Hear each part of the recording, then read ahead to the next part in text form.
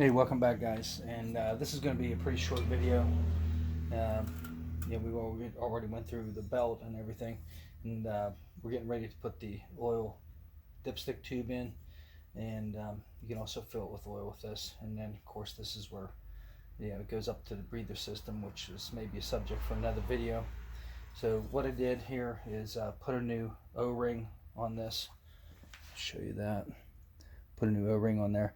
Whenever you put an O-ring on here, whatever O-ring you decide to get, I just got a like a generic multi-pack of Vinton seals from Harbor Freight. So we got Harbor Freight stuff on here. Wish me luck. It's a Vinton seal, and you don't want a seal that's loose and rattles on this. You want one that's nice and snug. So I had to kind of roll that on and everything. So then what we're going to do, because these motors are notorious for leaking oil, is we're going to put a bead of ultra black silicone right on this flat surface right here, right on the underside of that. And then we're going to bolt this onto the car, and we're going to give this at least 24 hours, and that'll be easy because we can we have other things to do here, but I want to give this at least 24 hours of curing time. In fact, I'm not even going to put oil in the crankcase for over 24 hours because that oil has a way of wicking its way around and going different places it shouldn't. So without further ado, we'll just drop this in. Now I have some of the wiring harness going underneath, and I want to make sure that I don't pin the wiring harness up against the block. As this goes down alongside the block, I don't want the wiring harness behind it. I want it on the front side. That way, if I have to work on the motor at all, I can get at everything. I'm not having to kind of reach behind and kind of tug and pull wires out from this side or pull them from that side. It can be a real headache.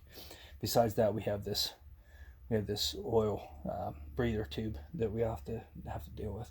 So let's get started here.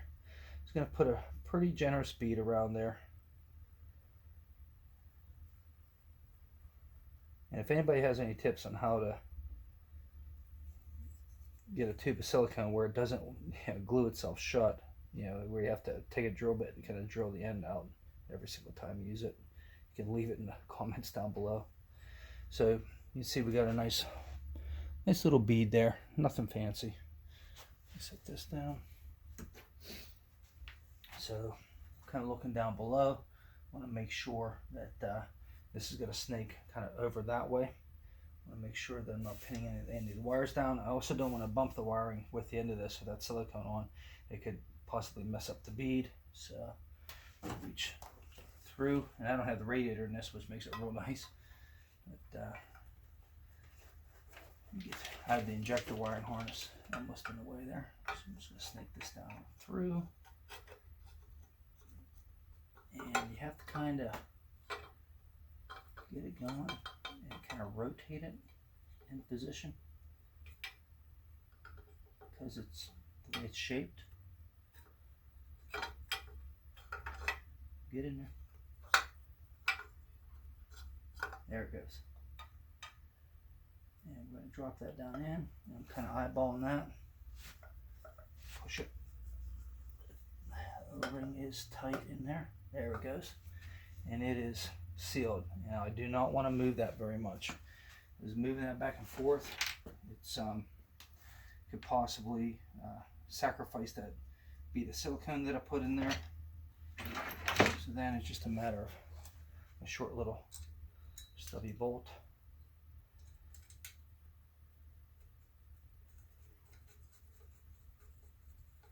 And I'm not even going to put the oil dipstick tube down in there yet. I'll cover this all up with a towel.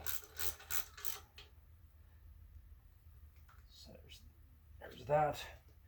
And we should be sealed very well. So after this, what I'm going to do is go down and kind of tidy up the wiring harness a little bit down there. And then we're going to bring the fuel injection, the fuel injectors rather, and the fuel rail. Bring that over, put that in, and maybe we'll make a short video on that. But I wanted to show you what we're doing here as far as getting this to seal. I've done that before, and it works pretty well. It'll still seep a little bit of oil over time, but being that this is a race motor, we run these things probably about 20 nights, and then they get taken apart and refreshed, and about one season. I think I ran one of these about well, almost 2 seasons, and you could feel it. It was getting tired, and it was starting to get a lot of blow by, and there was a lot of smoke out the exhaust and everything. So you got to get them, tear them apart, rebuild them, and just give the cylinders a quick hone, and just basically reassemble it. But anyway, pretty short video, just putting our oil dipstick tube in. Not much to see here, but I wanted you to see what I was doing with the sealing there on the bottom of the dipstick tube.